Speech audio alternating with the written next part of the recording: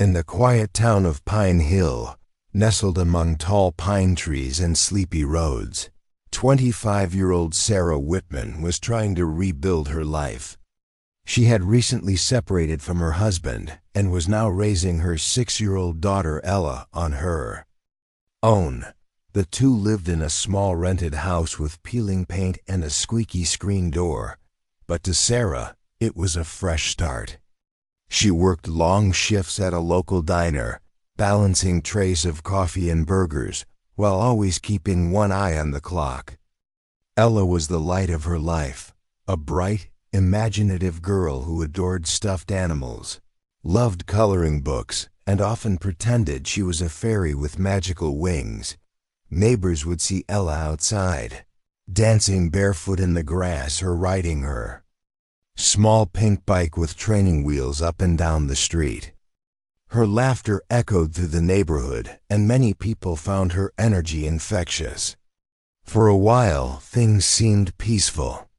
But everything began to change when Sarah met Travis Boone.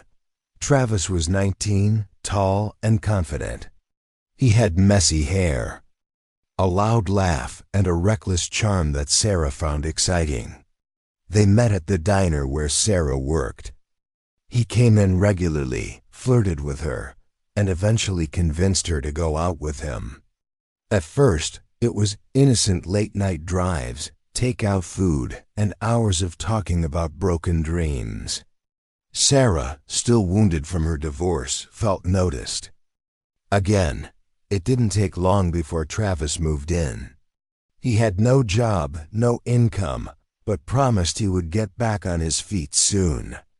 Once Travis moved in, he began staying up late playing video games and sleeping through the day. Sarah started picking up extra shifts just to make ends meet. Meanwhile, Ella's world quietly began to shift. She didn't understand who this new man was or why he was always around. Her drawings became darker, her smiles less frequent. One of her teachers noticed that Ella stopped raising her hand in class. Her once colorful artwork turned into scribbles of people without faces. But no one asked too many questions. Everyone assumed it was just the result of a tough family change. Soon after, Ella started missing school. When she did come in, she looked tired. One day, her teacher noticed a deep bruise on her upper arm. Sarah was called in and quickly explained it away, saying Ella had fallen off her bike. The explanation was accepted without much pushback. The teacher made a note and moved on. What no one knew was that behind the closed doors of that small house, things were getting worse. Travis had a temper. He didn't like Ella's noise, her questions, or the way she looked at him. When Sarah wasn't around, he would yell, and sometimes worse. Sarah noticed Ella's withdrawn behavior, but each time she asked, Travis had an excuse. "She's just acting out," he would say. "She needs discipline." And Sarah, exhausted and desperate to keep her relationship from falling apart, believed him. She didn't see what was coming. No one did. The changes in Ella became more obvious as weeks passed. The once cheerful little girl who used to dance barefoot in the yard was now silent, distant, and withdrawn. She stopped playing outside altogether.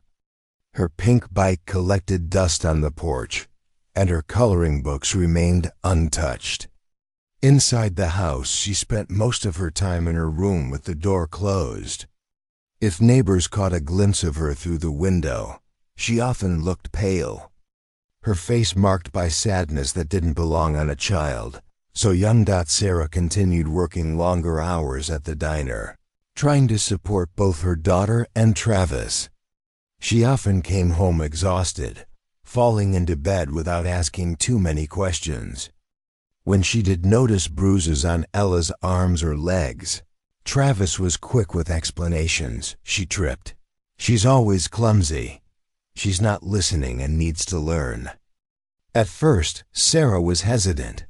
She knew something wasn't right. But whenever she confronted Travis, he would get defensive or guilt-trip her, saying he was trying his best and that maybe she didn't appreciate him at school. Ella's teacher, Ms. Layton, started noticing more troubling signs.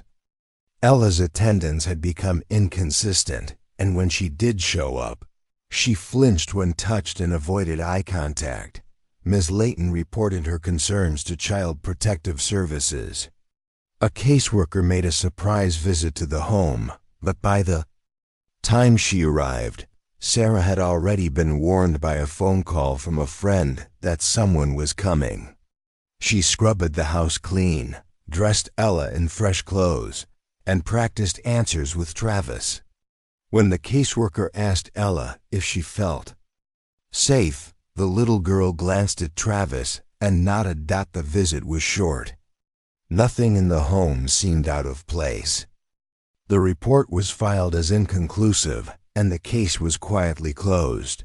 Meanwhile, things inside the house continued to deteriorate. Travis grew more irritable and aggressive. He didn't hit Ella when Sarah was around, but he would grab her too.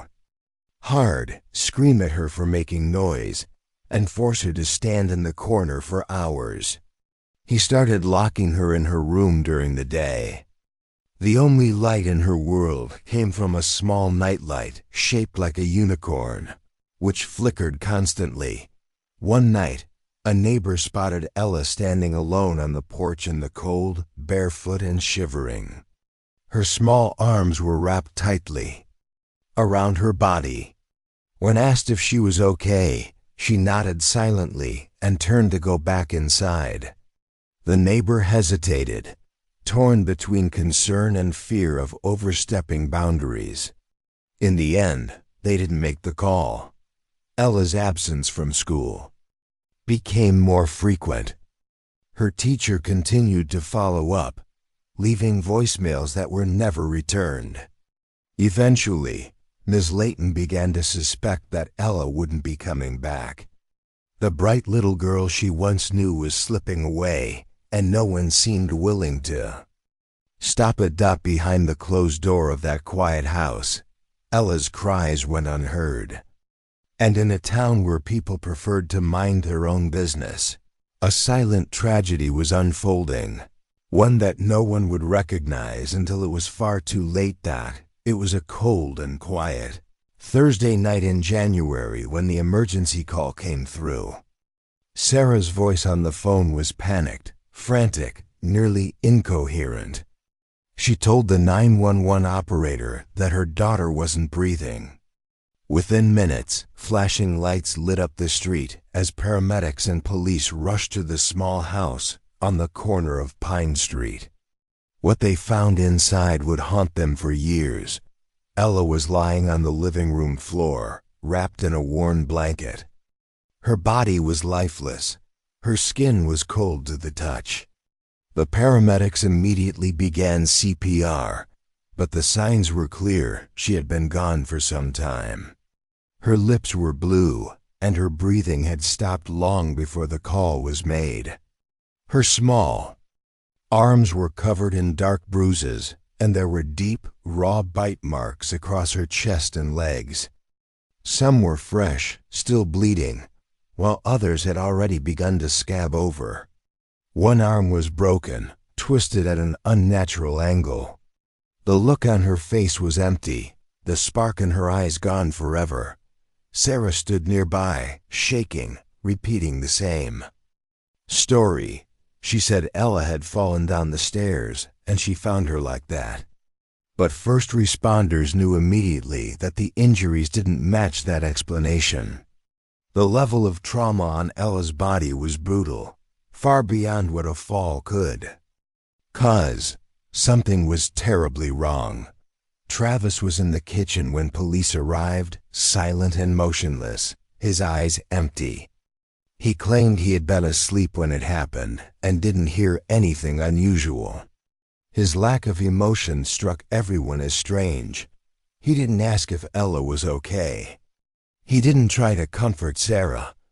He just stood there, arms crossed, saying very little. As officers examined the scene, they noticed inconsistencies. There was no blood on the stairs, no signs of a fall. Instead, the living room seemed to be the place where everything happened. A cracked wooden chair sat broken near the fireplace. A blood-stained towel was found under the couch. And when detectives checked the timeline, they discovered a troubling gap. Ella had likely been dead for over an hour before anyone called for help. At the hospital, the doctors confirmed the worst. The cause of death was blunt force trauma and internal bleeding. The bite marks alone told a horrifying story. The pattern, size, and depth were clearly from adult teeth. It was not a single injury, it was prolonged, intentional abuse. This wasn't an accident. This was murder. Detectives immediately brought both Sarah and Travis in for questioning. Sarah broke down in tears, repeating her story again and again. But Travis remained strangely calm, offering few details. He said he had no idea what happened and kept insisting he wasn't involved. Still, suspicion grew quickly. The puzzle pieces were beginning to form a picture, and everything pointed to something far darker than anyone in the town of Pine Hill had ever imagined. Investigators wasted no time launching a full forensic investigation into Ella's death. The medical examiner's report confirmed what paramedics had feared. Ella had suffered not only recent injuries, but also multiple older ones. Fractured ribs, healing bone breaks, deep internal bruising, and bite marks in various stages of healing suggested a prolonged period of abuse. This was not a single violent episode. It was months, possibly longer, of torment. The most horrifying detail was the confirmation that many of the bite marks matched adult human teeth. Detectives turned their attention to Travis. They requested a dental impression, and the results left no room for doubt. The size, shape, and position of Travis's teeth were a perfect match to the wounds on Ella's body. The evidence was undeniable. He had bitten her repeatedly and viciously. He couldn't talk his way out of it now while collecting evidence. From the house, investigators discovered something chilling on Travis's phone. Hidden in a folder labeled with a random string of numbers were videos and photos recordings of Ella crying, covering her face and begging in silence as Travis stood over her. Some clips showed injuries in progress. Travis had filmed parts of the abuse.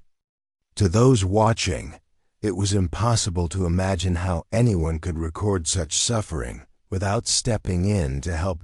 Text messages between Travis and Sarah painted a devastating picture of neglect and complicity. Sarah had been aware of what was happening. In several messages, she asked Travis to be gentle and told him, "She's not strong like us." In others, she admitted she was scared of him, yet she never reported him. She never left. She stayed silent and allowed the abuse to continue, believing it would stop on its own or fearing what would happen if she stood up to him. Even worse, investigators found evidence that Sarah had lied to cover for Travis before. Ella's frequent school absences were often explained by Sarah claiming her daughter was sick or visiting family. In reality, she was hiding her daughter's bruises and emotional withdrawal. Police also reviewed footage from a neighbor's doorbell camera. 2 days before Ella's death, Travis was caught dragging a large bundle wrapped in a sheet from the house to the backyard and then bringing it back inside. Investigators believe this may have been a rehearsal or a failed attempt to dispose of Ella's body before changing plans. With mounting evidence, detectives charged Travis with first-degree murder, aggravated child abuse, and torture. Sarah was arrested for child endangerment, failure to protect, and acting as an accessory to murder. In custody, Sarah finally admitted that she had seen some of the injuries, heard the cries, and felt something was very wrong. But she was afraid to be alone again. She chose silence over protection. The truth was out. The kind, sweet little girl who used to dance in the yard had died not in a moment of anger, but after months of unimaginable suffering, all while the people who should have saved her turned away. The trial began 6 months after Ella's death. It drew national attention, with media outlets flooding Pine Hill to cover the horrifying details of the case.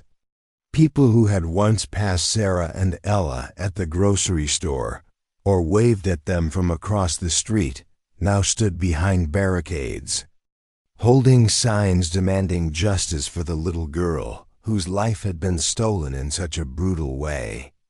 Inside the courtroom, the atmosphere was heavy with silence, broken only by gasps and muffled sobs as evidence was presented. Prosecutors laid out the full extent of the abuse, sparing no detail.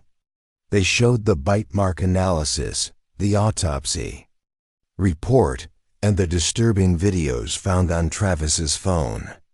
The courtroom watched in disbelief as still images were displayed. Pictures of Ella's bruised arms, the deep bite marks, the injuries that could not be explained away. The jury, many of them parents themselves, sat in visible discomfort. No one could understand how something like this had happened without someone stepping in. Witnesses testified one by one. Ella's teacher, Ms. Layton, described the changes she had seen in her student: the fading smile, the missed classes, the bruises hidden under long sleeves. Neighbors admitted to seeing signs but said they hadn't wanted to interfere. A Child Protective Services representative was questioned about the home visit and forced to acknowledge how the system had failed to detect ongoing abuse. Each testimony added another layer of tragedy to an already devastating case. Sarah sat silently throughout most of the trial. Her face remained blank, her eyes rarely meeting anyone else's. When asked why she hadn't left or reported what she knew, she gave no clear answer. Her lawyer argued that she had been manipulated and controlled by Travis, that she was scared and trapped. But the messages she had sent and her failure to act in any meaningful way told a different story, one of neglect, cowardice, and silence. Travis, on the other hand, showed no emotion.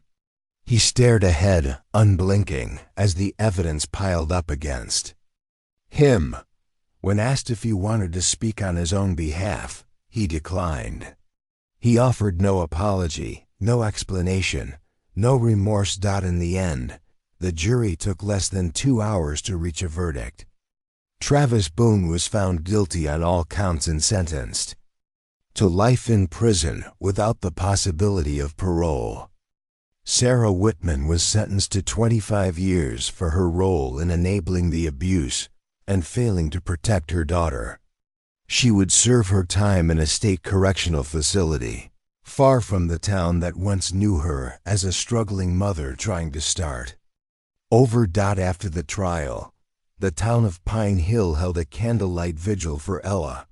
Hundreds of people gathered at the local elementary school, placing flowers, stuffed animals, and handwritten notes beneath a new tree planted in her memory. A small plaque was placed at its base, reading, "In memory of Ella Whitman, forever 6, forever loved." Her story sparked change, more awareness, stronger child protection policies, and a renewed commitment from the community to never stay silent again. But for those who had known her, and for those who had failed her, the guilt and grief would never fade.